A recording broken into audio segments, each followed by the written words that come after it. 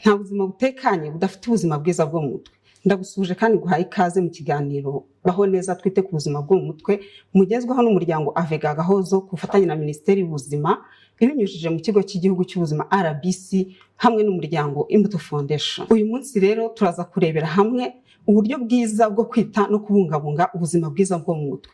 Turaza kurebera hamwe ubuzima bwiza bwo mu mutwe ni iki, ese ni iki gihungabanya ubuzima bwo mu mutwe, ni ibiki bibungabunga ubuzima bwo mu mutwe. Njyewe ubagezaho iki kiganiro nitwa Marie Chantal Mukatete, nguhaye ikaze.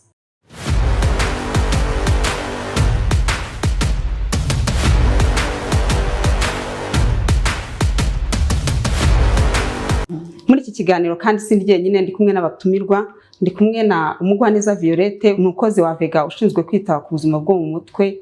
Turagusuje Violette, ikaze. Murakoze cyane kumpa ikaze Chantal. Ndi kumwe kandi na Pascal Twizerimana, umukozi wa Avega nawe ushinzwe kwita ku buzima bwo mu mutwe. Tuguhaye ikaze Pascal. Murakoze cyane, nishimiye kubana namwe muri iki kiganiro. Murakoze cyane. Violette, rero twifuza ko usobanurira abadukurikiye ubuzima bwo mu mutwe. Ese ubuzima bwo mu mutwe ni iki? Ese ubuzima bwo mu mutwe bugenda neza ryari? Tugira ngo usobanurire abadukurikiye. Yego, urakoze cyane Chantal kumpa uyu mwanya. Ubundi iyo bavuze ubuzima bwo mu mutwe twumva igihe umuntu amerewe neza, atekanye mu mubiri, mu mitekerereze, mu marangamutima, mu myitwarire, mu mibanire ye n'abandi, ndetse no kubasha kuzuza inshingano. Iyo umuntu yananiwe kubasha kuzuza inshingano, iyo imyitwarire y'umuntu itameze neza, iyo amarangamutima ye yatangiye kwangirika, iyo yatangiye kurwara indwara zimwe na zimwe zigaragarira mu mubiri ariko yajya kwipimisha cyangwa se yagana kwa muganga ntibabashe kubona indwara, icyo gihe ubuzima bwo mu mutwe bw'umuntu buba bwatangiye kwangirika. Ni icyo gisobanuro muri rusange cy'ubuzima bwo mu mutwe. Murakoze neza, murakoze cyane. Hari aho uvuze ngo yananiwe kuzuza inshingano. Ese izo nshingano ziba ari izihe? Ese ubuzima bwo mu mutwe waburebera bugifite bugenewe abantu bakuru gusa, cyangwa se ni muri rusange n'abana baza? Yego, urakoze cyane Chantal. Ubundi ubuzima bwo mu mutwe muri rusange ni ubwa buri wese. Ubuzima bwo mu mutwe buri wese buramureba, kuva ku mwana muto kugera ku musaza ndetse n'umuntu mukuru muri rusange. Igihe rero tuvuga ko umuntu yananiwe kuzuza inshingano cyangwa se ubuzima bwo mu mutwe bwatangiye kwangirika ku buryo za nshingano zitabasha kugenda neza, ni cya gihe ubuzima bwo mu mutwe bwatangiye kuzamo agatotsi, ukaba utakibasha gukora akazi neza, ndetse kutabasha gukora ka kazi neza bikaba byakuviramo no kwirukanwa. Ngarutse mu muryango wacu nyarwanda, ndahera mu muryango muri rusange, ku mupapa no ku mumama mu rugo. Turabizi ko mu muryango buri muntu aba afite inshingano ze agenewe cyangwa se muba mwarashyizeho zireba buri muntu.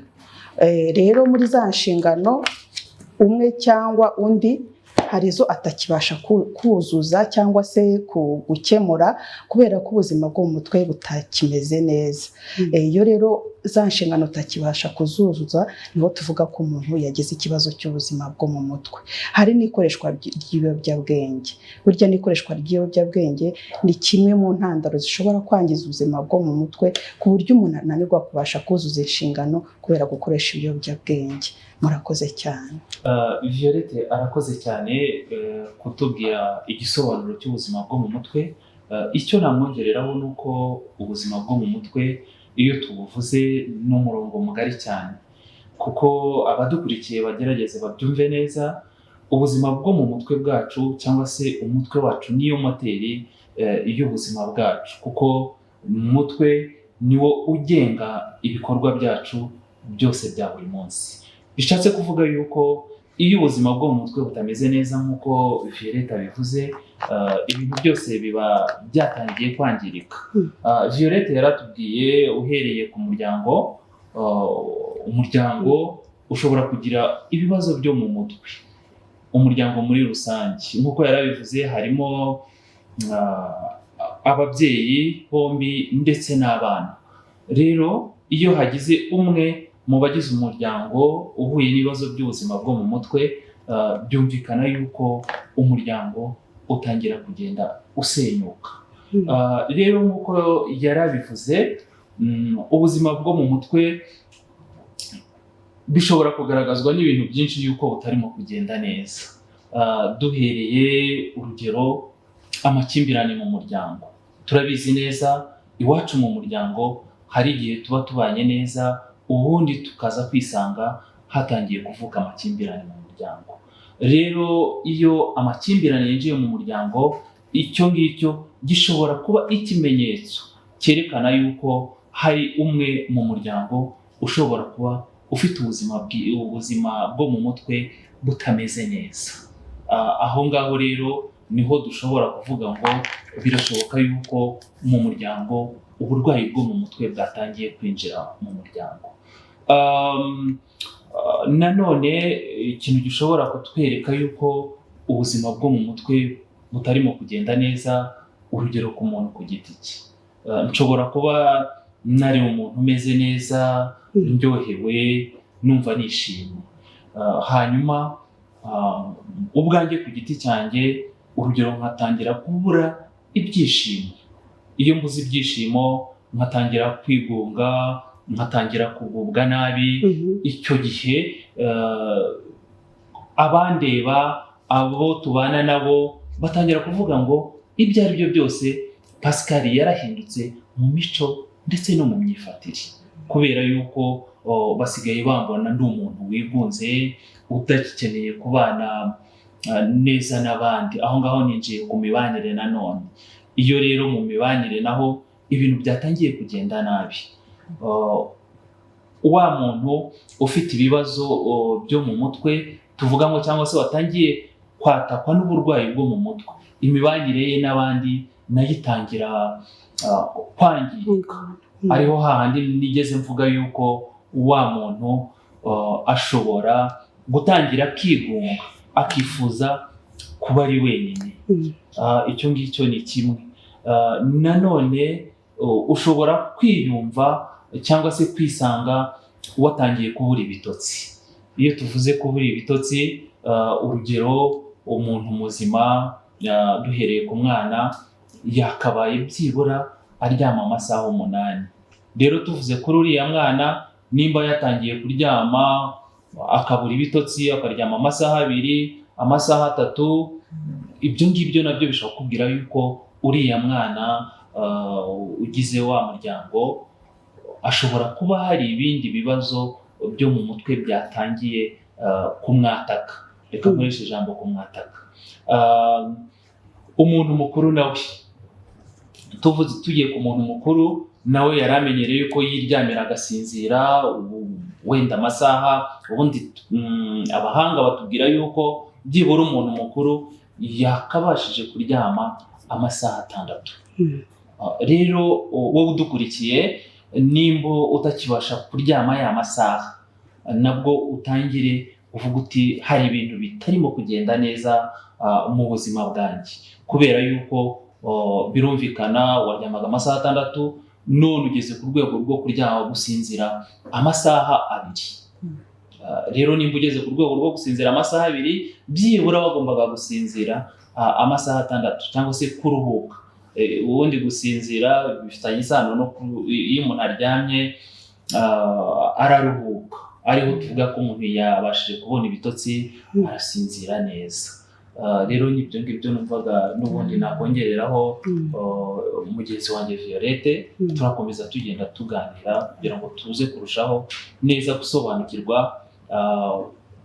ku muntu cyangwa se ku bintu bishobora kutwereka yuko ubuzima bwacu bwo mu mutwe bwatangiye kugira ikibazo. Arakoze cyane Pascal kuba akomoje ku bihungabanya ubuzima bwo mu mutwe, harimo amakimbirane, harimo kuba umuntu ashobora kugira ubuzima butagenda neza ubwe ku giti cye, harimo kubura ibitotsi, harimo kujya mu biyobyabwenge, harimo kuba yahindura imyitwarire, kutuzuza inshingano. Pascal arakoze cyane. Hanyuma turashaka rero kugira ngo tugere kuri Violette, hari ni ibiki dushobora gukora bishobora gutuma umuntu agira ubuzima bwiza bwo mu mutwe, agira uburyo yakitwara kugira ngo adahungabana mu kugira ubuzima bwiza bwo mu mutwe? Ni ibiki? Yego, urakoze Chantal. Mbere y'uko mvuga uko twabungabunga ubuzima bwiza bwo mu mutwe, ndagaruka gatoya nshimangira ku bitera cyangwa se ku bihungabanya ubuzima bwo mu mutwe. Ubundi ibihungabanya ubuzima bwo mu mutwe tubirebera mu ndorerwamo eshatu. Indorerwamo ya mbere harimo burya ibiterwa n'abantu, iya kabiri ni ibiterwa n'ibiza cyangwa se n'imyuzure, iya gatatu ni ibiterwa na za karande zo mu miryango. Mu biterwa n'abantu Pascal yari yabigarutseho, ndetse nawe Chantal umaze kubikomozaho, n'abadukurikiye ndetse babyumve. Ibiterwa n'abantu harimo ya makimbirane yo mu miryango nk'uko mwari mwabikomojeho, hakazamo na jenoside yakorewe Abatutsi muri 1994. burya nayo ni kimwe cyangwa se ni imbarutso yateye abanyarwanda kugira ibibazo by'ubuzima bwo mu mutwe. Icya gatatu gishobora guhungabanya ubuzima bwo mu mutwe mu biterwa n'abantu harimo kutumvikana hagati y'abantu. Kutumvikana hagati y'abantu ndetse no kwitana ba mwana ku bibazo byagaragaye muri sosiyete nyarwanda. Ugasanga habuze, niba hari ikibazo cyavutse muri sosiyete nyarwanda, abantu baritana ba mwana, nta muntu ubasha guhagarara ngo ahagarare yemeze cya kibazo cyabaye ndetse bashake n'uburyo bwo kugisohokamo. Hanyuma rero mu biterwa n'ibiza harimo iyo myuzure, hakazamo imitingito. Buriya imyuzure n'imitingito ntabwo ari abantu baba babyikururiye, ni ibibazo biza bikagwirira abantu ndetse bikaba byabasha guhungabanya ubuzima bwo mu mutwe nta wabigizemo uruhare. Hazamo n'indwara z'ibyorezo zitandukanye, harimo na za Covid zashize. Buriya Covid yatumye abantu ubuzima bw'abanyarwanda buhungabana. Hanyuma rero mu biterwa na za karande zo mu miryango, mu muryango nk'uko twabikomojeho, burya umuryango ni ikintu kigari. Umwe mu muryango ashobora kuba yararwaye cyangwa yaragize ibibazo by'ubuzima bwo mu mutwe, bikaba byagera no ku mwuzukuru.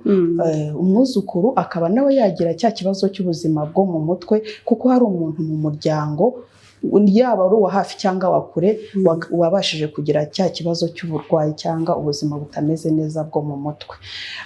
Hanyuma rero ibyo nibyo nari ndimo nanjye nongeraho kubishobora gutera cyangwa se guhungabanya ubuzima bwo mu mutwe. Hanyuma rero ndagaruka noneho uko twabungabunga ubuzima bwo mu mutwe. Ninjiye uko twabungabunga ubuzima bwo mu mutwe, nabwo tuburebera burya mu ndorerwamo ebyiri z'ingenzi. Iya mbere, hari mu ndimi z'amahanga hari iyo twita prevention, mu ndimi z'amahanga gukumira. Indorerwamo ya kabiri niyo twita response cyangwa se gushaka ibisubizo kuri bya bibazo noneho byamaze kugaragara. Hanyuma indorerwamo ya gatatu ariko yo iza yunganira kuri za ndorerwamo ebyiri, ni ugukora ubushakashatsi kugira ngo ibyo dukora bibe bifite fact, bibe bifite ibimenyetso. Yego. Hanyuma rero ngarutse kuri ya ndorerwamo ya mbere ya prevention cyangwa se gukumira, ubushakashatsi bwagaragaje yuko ubuzima bwo mu mutwe, iyo hatabayeho kubasha gukumira cyangwa se gushaka ibintu bitandukanye bishobora gutuma abantu babasha gukumira cyangwa se kumva ko ubuzima bwo mu mutwe ari ubuzima nk'ubundi, kumva ko ubuzima bwo mu mutwe bufite agaciro nk'ubuzima nk'ubundi burya biba byapfuye. Ni nayo mpamvu tugomba kumva ko ubuzima bwo mu mutwe bufite agaciro. Ubuzima bwo mu mutwe ni inkingi ya mwamba. Ubuzima bwo mu mutwe tugomba kubungabunga nk'uko tubungabunga ubuzima bundi. Muri prevention rero hazamo burya n'ibiganiro hirya no hino, yaba ari muri communauté, mu baturage, ku bukangurambaga ku buzima bwo mu mutwe, ibiganiro mu matsinda, ibiganiro ku buzima bwo mu mutwe mu migoroba y'imiryango, ndetse no muri siporo rusange. Burya hari hose hahuriye imbaga nyamwinshi y'abantu, gutangiramo ubutumwa bw'ingenzi ku buzima bwo mu mutwe ni imwe mu nkingi nziza ituma abantu bamenya ubuzima bwo mu mutwe, ndetse hakaba harimo no kubungabunga bwa buzima bwacu bwo mu mutwe kugira ngo butabasha kwangirika. Hanyuma rero muri réponse niho hazamo noneho no kuvura. Ese wa muntu watangiye kugira bya bibazo by'ubuzima bwo mu mutwe azamenya afashwa gute? Azamenya akura hehe ubufasha? Ese tuzamufasha gute? Noneho muri ya réponse cyangwa gushaka ibisubizo niho tuzafasha wa muntu, tukamurangira aho azakura serivisi, aho azakura ubufasha igihe yamaze kugaragarwaho n'ibibazo by'ubuzima bwo mu mutwe, gutangira kuganirizwa ku giti cye cyangwa se kuganirizwa mu matsinda. Hanyuma iya gatatu yunganira izo ngizo ebyiri mvuze, ni ugukora ubushakashatsi kugira ngo niba tuvuga ko ubuzima bwo mu mutwe bushobora kwangirika igihe tutabufashe neza ngo tubungabunge, tuzabibwirwa n'iki? Nuko dukora ubushakashatsi. Murakoze cyane Violette, warukomeje cyane kuri siporo, komeza gukomoza cyane ko sosiyete nyarwanda hagomba kubamo ibiganiro kugira ngo abantu basobanukirwe neza ku bintu bishobora kubungabunga ubuzima bwabo bwo mu mutwe. Ahangaha rero niho nshaka ko usobanura byimbitse, ese igihe umuntu yagize ubuzima bwo mu mutwe butameze neza, kugira ngo abubungabunge, wavuze kuri siporo. Ese siporo twakora imeze gute? Twakora izihe siporo? Ese twajya muri gym? Ese ubwo bushobozi umuturage wa hariya arabufite? Ni iki twakora? Ese kugira ngo wavuze ko hagomba kwigisha abantu ku bijyanye mu kagoroba k'ababyeyi. Ese ibyo biganiro birahari henshi mu gihugu hashoboka, kuko buryo sosiyete nyarwanda isobanukirwa neza ibibungabunga ubuzima bwo mu mutwe? Reka wenda nunganire Violette.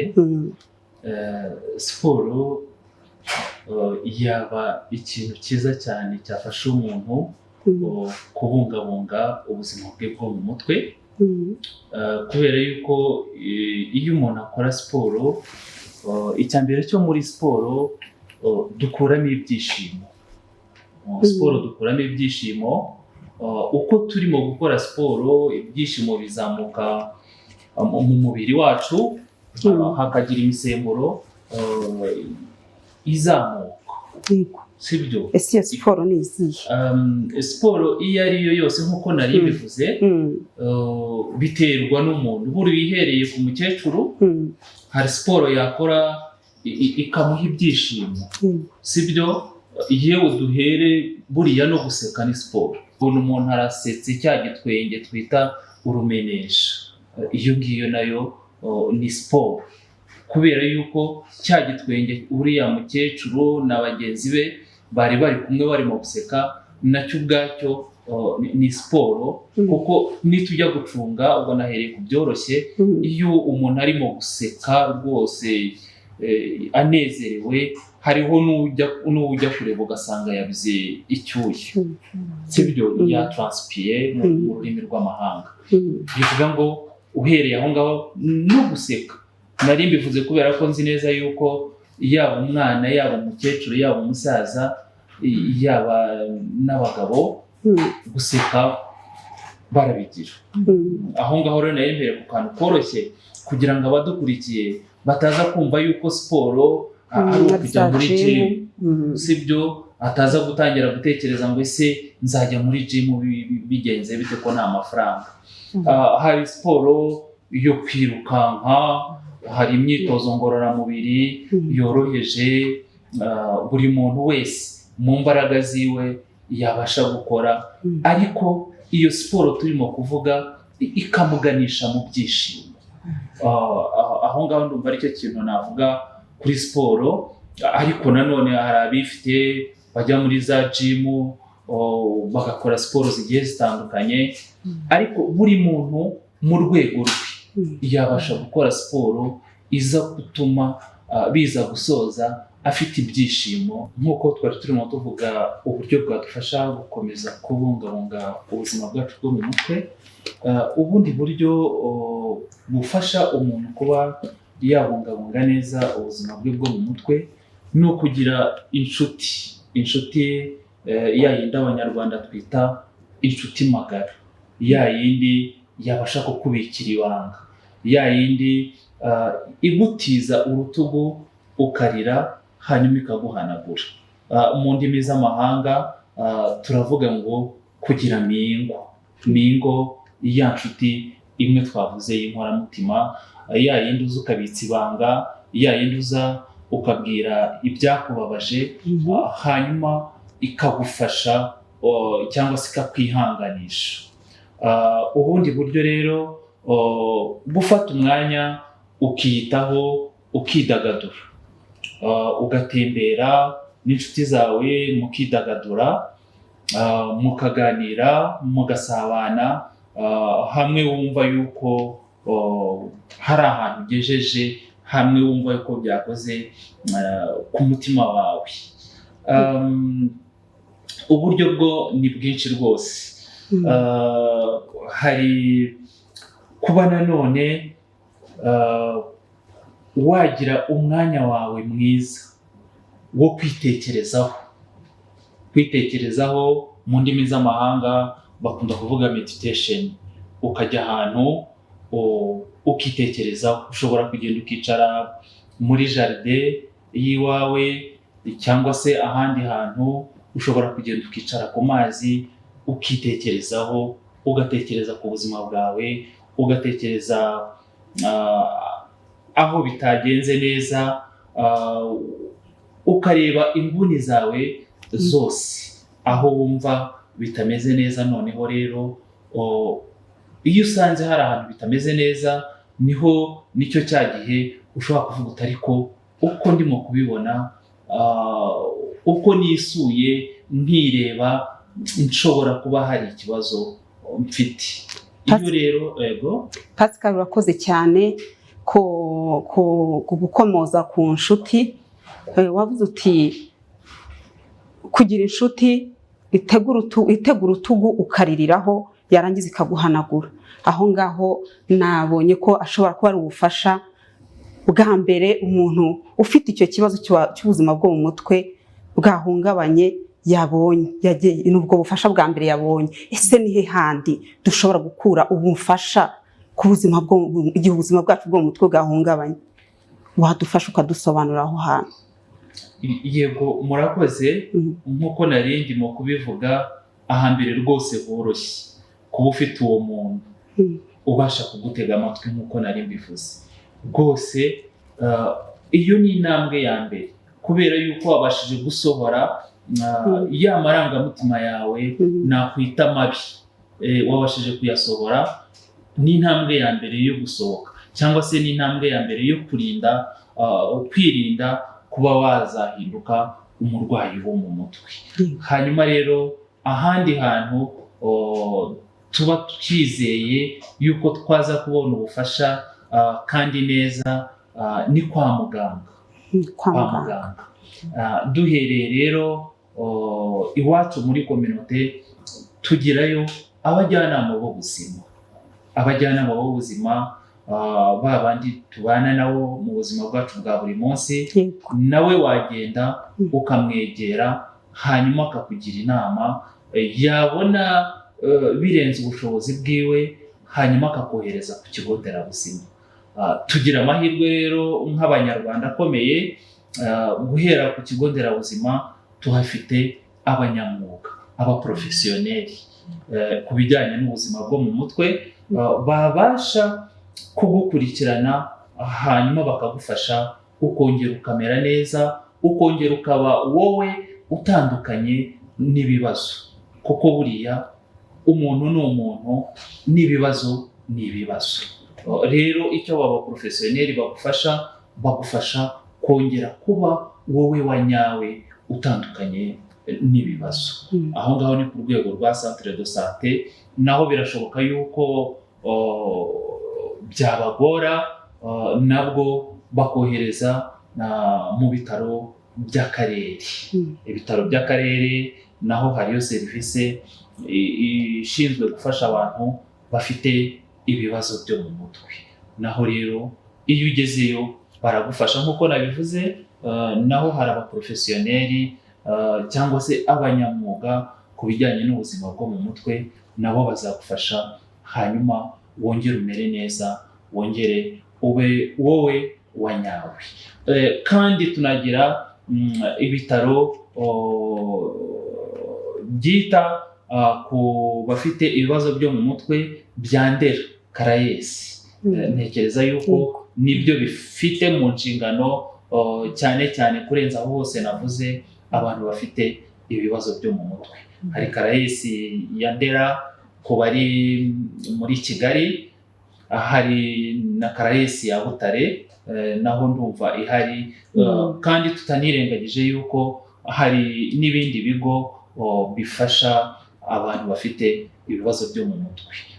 Nkaba rero nifuzaga gusaba n'ubundi Violette kugira ngo nawe akomeze atubwireho ahandi hantu twakura ubufasha. Urakoze cyane Pascal. Ahandi hantu twakura ubufasha ni mu muryango Avega Gahozo. Burya Avega Gahozo nayo ifite inzobere zishinzwe kwita ku buzima bwo mu mutwe, ndetse n'abadukurikiye turagira ngo tubasobanurire cyangwa se tubagezeho umurongo wa Avega utishyuzwa ari wo 74 94 kuri wa wundi wananiwe kubasha kugera i Kigali aho Avega Gahozo ikorera muri clinique yayo, akaba yabasha guhamagara uwo murongo hanyuma bakamwakira akabasha guhabwa ubufasha. Hanyuma Avega ifite n'inzobere ziri hirya no hino mu turere nk'uko nari mbikomojeho, ndetse zize ku buzima bwo mu mutwe, zibasha kwakira wa muntu kugira ngo abashe kugira ubuzima bwiza bwo mu mutwe. Ikindi nakongeraho, dufite n'ikigo muri bya bigo dufite bya leta, n'ikigo tugira Kinyinya, nacyo ni ikigo cyihariye cyakira cyangwa se cyita ku bantu bafite ibibazo by'ubuzima bwo mu mutwe. Murakoze cyane. Murakoze cyane abatumirwa bacu kutugezaho aho bakura ubufasha. Barakoze cyane abatumirwa bacu kutugezaho aho bakura ubufasha bwava mu gihe wahungabanya ubuzima bwo mu mutwe bwahungabanye. Hari batweretse ibigo nderabuzima biri ahantu hose mu gihugu, ndetse no mu bitaro bikuru. Ibitaro byose, buri karere gafite ibitaro, ku buryo nta muntu wagakwiye kugira ikibazo cy'ubuzima bwo mu mutwe ngo abure ubufasha. Hari kandi no mu miryango yacu, hari abajyanama mu mudugudu, hari ibiganiro bitangwa buri munsi, hari inzego z'ibanze zifite uruhare narwo rukomeye muri kubungabunga ubuzima bwo mu mutwe muri rusange. Hanyuma rero tukaba tugira ngo tubashimire kandi tugira ngo mugire ubutumwa mugenera abadukurikiye. Violette, turagira ngo utugezeho ubutumwa twagenera abadukurikiye. Yego, urakoze cyane Chantal. Ubutumwa nageza ku badukurikiye, kuganira si intege nke, ahubwo ni inzira yo gukira. Ubundi butumwa nagenera abadukurikiye, ubuzima bwo mu mutwe ni inkingi ya mwamba. Ubuzima bwo mu mutwe bushobora kurwara nk'uko n'ubundi buzima bwose burwara bugize umubiri w'umuntu. Tubwiteho, tubungabunge, kandi dushake ubufasha hakiri kare tutarazahazwa n'ibibazo by'ubuzima bwo mu mutwe. Murakoze cyane. Pascal, nawe hari icyo wabageneye bakurikiye iki kiganiro? ni ubuhe butumwa waha abadukurikiye muri iki kiganiro? Yego, murakoze cyane. Ubutumwa naho abadukurikiye nababwira ngo tubungabunge ubuzima bwacu bwo mu mutwe, twirinda guhinduka abarwayi bo mu mutwe. Murakoze cyane abakurikiye iki kiganiro. Tukigeze ku musozo tugira ngo tubashimire kandi dushimire abatumirwa bacu. Wakoze cyane Violette. Murakoze cyane. Wakoze cyane Pascal. Murakoze cyane. Mwakoze mwese ikiganiro naho ubutaha.